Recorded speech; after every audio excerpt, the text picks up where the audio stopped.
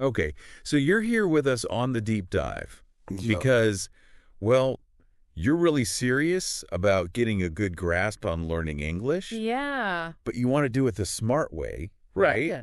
Without feeling overwhelmed by all the information out there. Totally. So think of this as your shortcut. Yeah, you're fast track. We've gone through a ton of material on learning English effectively, and we're giving you just the insights that really pack a punch. The need to know stuff. Exactly. We're talking about everything from really being able to listen to and understand English. The foundation. Yeah, to practical things you can do to build up your grammar and vocabulary, Those building blocks. and even tackling that, common fear a lot of people have about actually speaking the language. The hurdle that everyone faces. The hurdle. But we jump right over. Exactly. So we went through all this research, Mm-hmm. and we're pulling out the most effective and actionable ideas, The stuff that will actually make a difference. the stuff that makes a difference for you. Right. So let's dive in. Let's do it. And we're going to start with something that might seem simple, Okay.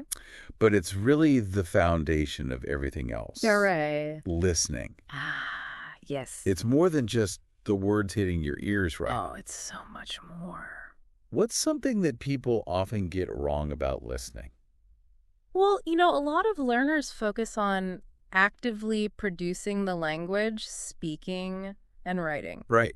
That's natural. It makes sense. But the research really points to this strong link between how well you can listen and how well you do overall with the language. Oh, interesting. Like, think about it. Yeah. When you're exposed to a lot of different audio early on, Mm-hmm. it actually helps your brain make sense of the vocabulary. Really?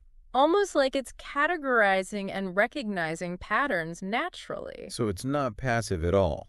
Not at all. It's like the first step. It's what gets everything going. That makes a lot of sense. Yeah. It's like trying to play an instrument without really hearing the music first. Exactly. And we saw this a lot in the sources. The idea that you need to just immerse yourself in English. Yes. Like really flood your ears with it. Flood your ears. Movies, podcasts, audiobooks, All of it. to really get used to the rhythm, The full. different accents, Yep. and just how people actually use English in everyday life, In the wild. which is so different from textbooks. Oh, absolutely. Yeah. Textbooks are so structured. Right. Real life is messy. It is messy. But that's where the magic happens. It is. That's where you really learn. And subtitles came up a lot Oh, yeah. Subtitles are great. as a really good strategy. Fantastic At strategy. first, using subtitles in your own language can help you understand what's going on. Build that bridge Yeah, build that bridge. between what you know and what you're learning. Exactly. And then when you switch to English subtitles, Ooh, something really cool happens. what's that? You're using your reading skills at the same time, Right. which helps you understand what you're hearing better. Oh, And it can even improve your pronunciation really? because you're connecting how the words look and how they sound. So you're hitting all these different skills at once. Multitasking for language learning. I love it. The best. And English isn't just one thing, is it? Oh, no. We learned about how important it is to get used to different types of English. Different flavors. The different flavors, exactly. American, British, Australian, Yeah, they all have their quirks. they do. Their slang, their pronunciations. Yeah, even common words can sound different. Absolutely. So getting comfortable with those variations makes you a better listener. A more well-rounded listener. Yeah. More adaptable. Adaptable, yeah. And then there's active listening. Okay, what's that? It's not just letting the sounds wash over you. Right. It's really engaging with what you're hearing. Okay. Like trying to repeat phrases in your head. Mm-hmm. Noticing how native speakers emphasize certain words Mm-hmm. and even mimicking their intonation. It's like you're shadowing the speaker in your mind. That's so cool. It's a great way to really internalize the sounds of the language. Okay, so we've talked about how important it is to really hear the language. The foundation. Yes, the foundation. We built it. We built it. Now we can move on to the next level. Right. So let's talk about something that can feel really scary for a lot of learners. Ooh, scary. The fear of speaking. Ah, yes. It's totally normal to feel nervous about making mistakes. It's completely understandable. It is. Everyone feels that way at some point. And the research we looked at really backed that up. Mm-hmm. Nervousness is just part of the process. It's part of the deal. But here's a different way to think about it. Okay, I'm listening. Mistakes aren't actually bad. Really? They're actually really important. How so? They're like feedback. Feedback. Yeah, they tell you what you need to work on. So they're not roadblocks. Not at all. They're more like signposts. Yeah, signposts pointing you in the right direction. I like that. Even native speakers make mistakes all the time. Oh, yeah. Like little grammar slips, mispronouncing a word, Happens to the best of us. or just blanking out in the middle of a sentence. Brain farts. Yeah, brain farts, we all have them. It's part of being human. So instead of trying to be perfect, Which is impossible. which is impossible. Let's be real. Yeah. No one's perfect. No one, Especially not when it comes to language. especially not with language. It's messy. It is messy. But it's beautiful. It is beautiful. And it's about connecting with others. So the real goal is to just communicate effectively. That's it. Yeah, Getting your ideas across. even if it's not perfect. Even if it's a little messy. Exactly. As long as people understand you. That's what matters. That's the point of language. That's the point. Communication. Connection. Connection. That's what it's all about. I love that shift in perspective. It's liberating. It is. It takes the pressure off. It does. And it allows you to just enjoy the process.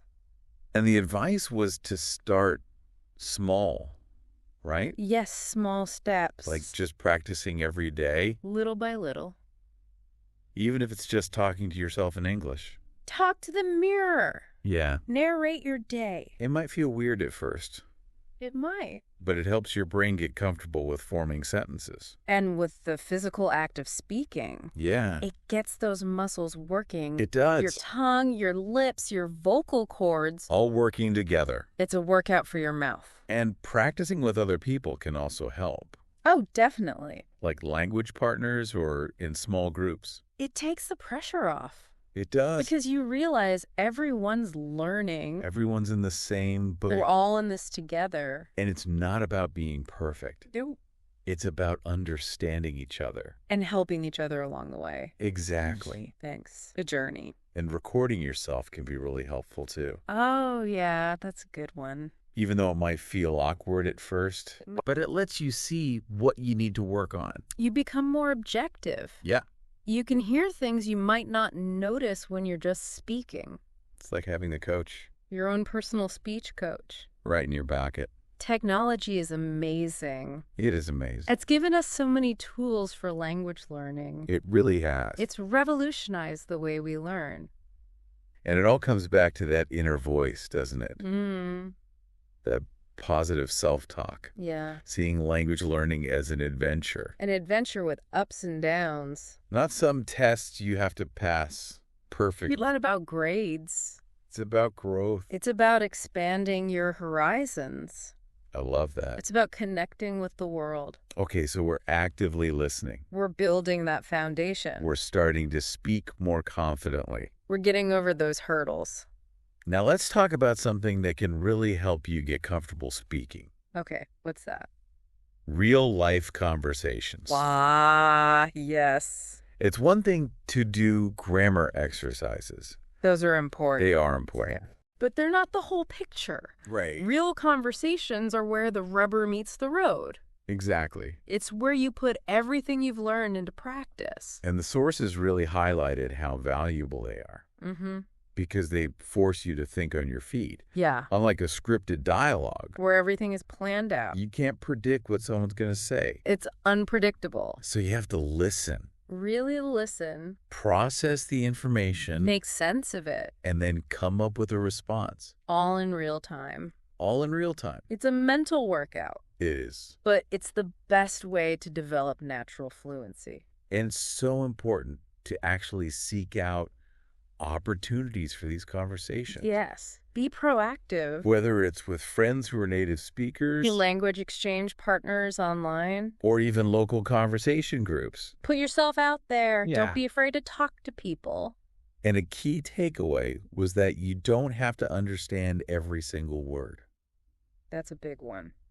It's okay to ask for clarification. Repeat things to make sure you understand. It's a collaboration. It's a collaboration. They're working together to communicate. And real conversations also expose you to the more informal side of English. The fun stuff.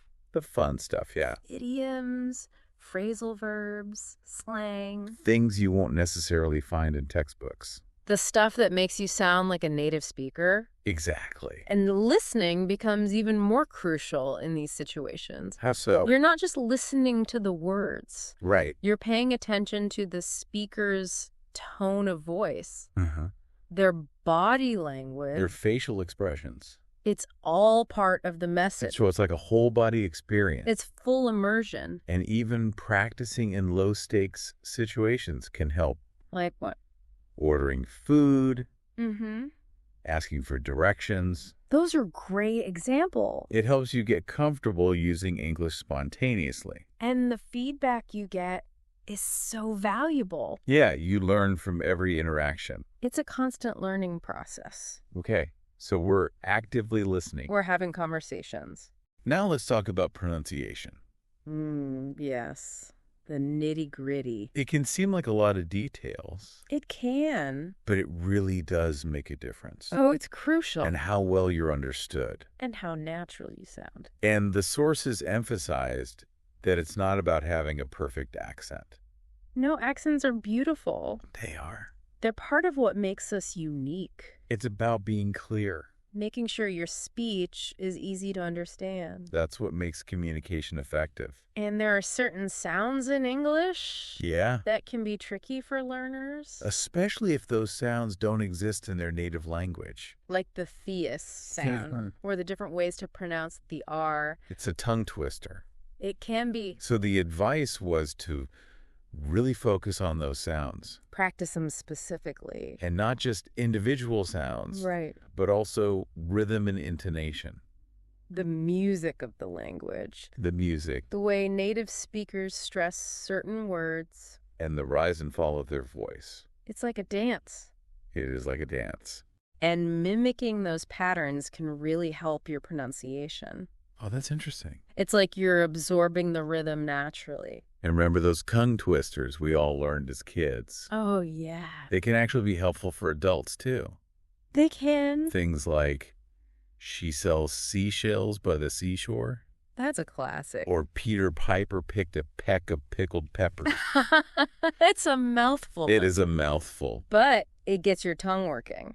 It does. It improves your articulation. Of course, there are tons of online resources, YouTube channels, apps, websites. all dedicated to pronunciation. It's amazing. And another important thing that came up was word stress.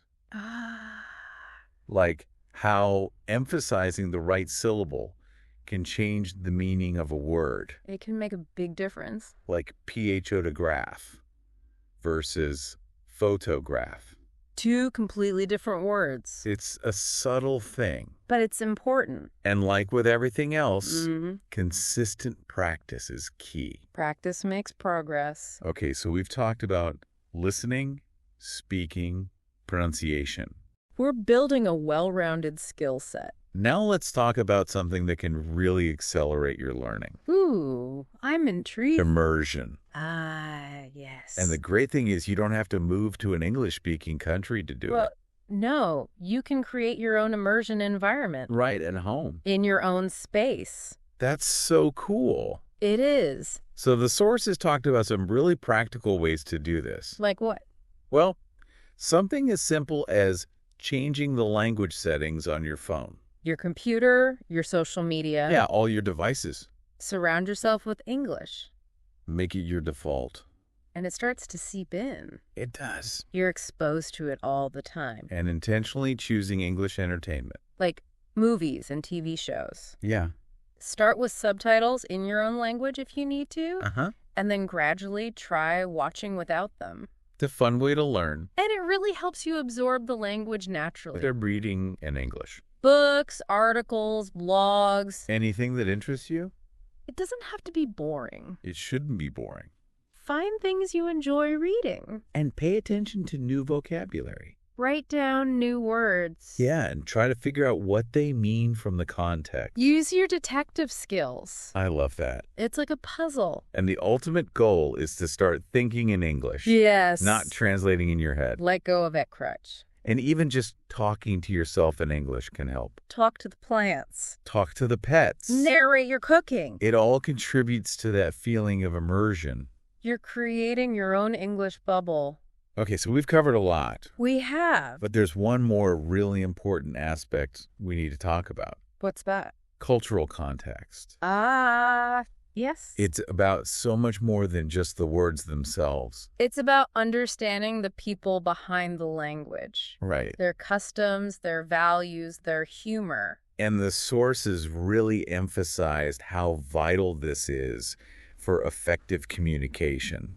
It's the key to unlocking true fluency. Like idioms, for example. Those colorful expressions. Like break the ice. Or hit the nail on the head.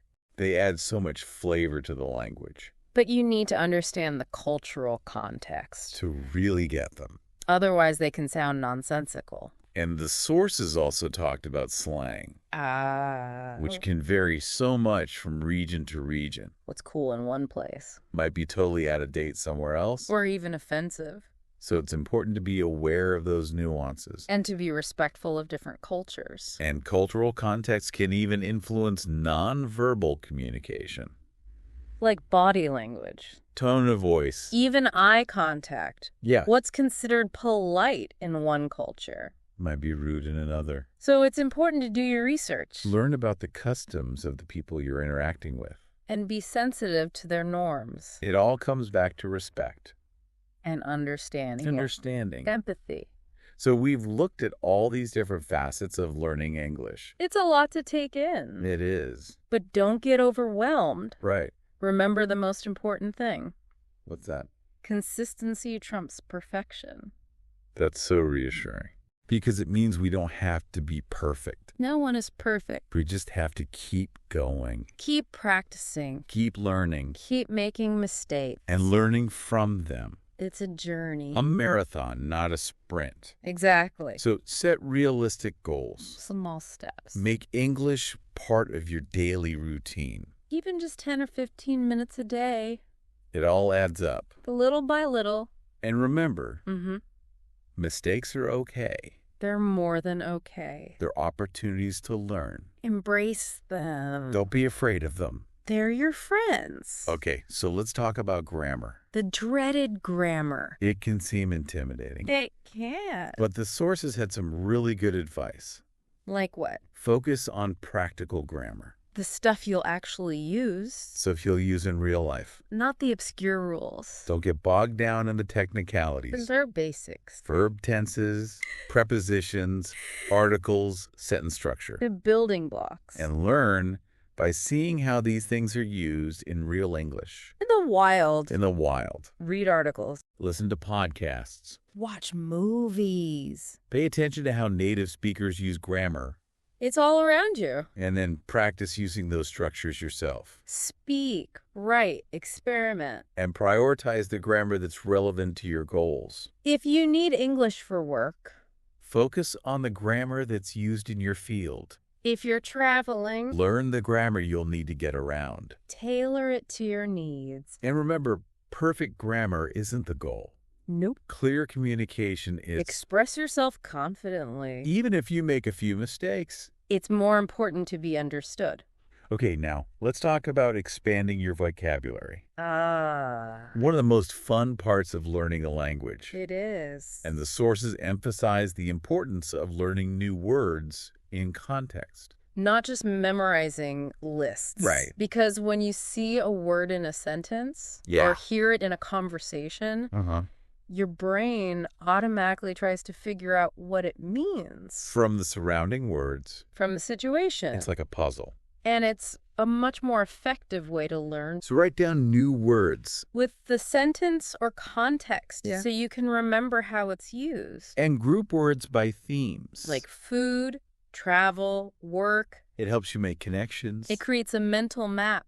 And learn synonyms and antonyms. It gives you more flexibility. It makes your language more nuanced. And don't just focus on the dictionary definition. Right. Think about the connotations, The feelings associated with the word. the subtle shades of meaning. Because words can evoke emotions. They can paint pictures. They can tell stories. So choose your words carefully. Okay, now I want to talk about a technique that I found really interesting. Okay, I'm curious.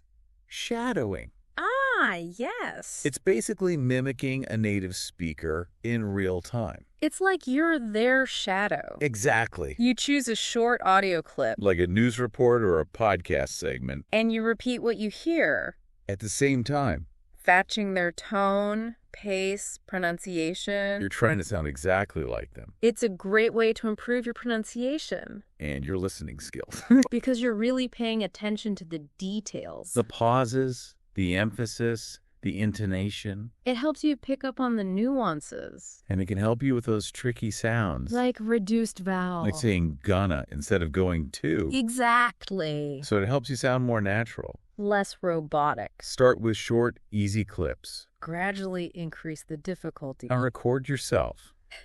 Compare it to the original. See how you're doing.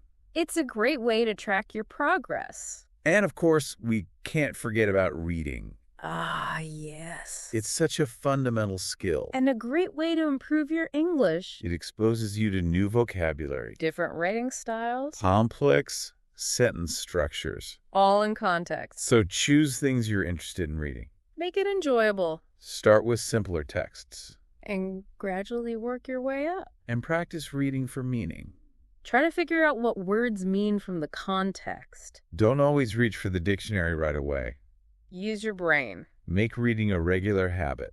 Even just a few minutes each day. It all makes a difference. It's an investment in your future. And finally, we need to talk about technology. Ah, yeah. It's such a powerful tool for language learning. It's revolutionized the way we learn. There are so many amazing resources available now. Apps, websites, platforms. You can take structured lessons, Practice with native speakers. get feedback on your And pronunciation, it's all at your fingertips. use language learning apps. Like Duolingo, Babbel, Memrise. They make learning fun and engaging. And they can help you stay motivated. Try language exchange platforms. Like HelloTalk or Tandem. Connect with people from all over the world. Practice speaking and writing. Explore YouTube. There's a wealth of content there. Grammar lessons, pronunciation tips, cultural insights. It's all free. Use pronunciation feedback apps. Like ELSA Speak or Speechling. Get real-time correction.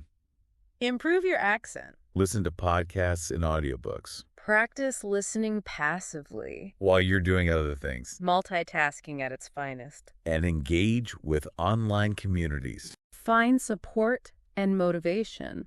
Connect with other learners. Share your experiences. The key is to use technology consistently. Make it part of your daily routine. Integrate it into your life. And have fun with it.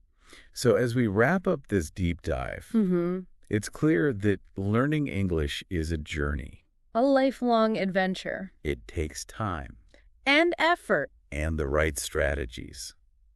But it's so rewarding. And opens up so many doors. It connects you to the world. So remember, What's that? every little effort counts. Every step you take. Brings you closer to your goal. Don't give up. Embrace the resources available to you. And enjoy the process. Make English a part of your life. Have fun with it. And always remember, Mm-hmm. fluency isn't about perfection. It's about communication. It's about confidence. It's about connecting with others. So keep practicing Keep learning. and keep exploring the beautiful world of English. It's waiting for you. It is. So go out there and conquer it. You got this. We believe in you. You can do it. So what are you waiting for? Get out there and start speaking English today. The world is your oyster. It is. And English is your key. So go unlock it.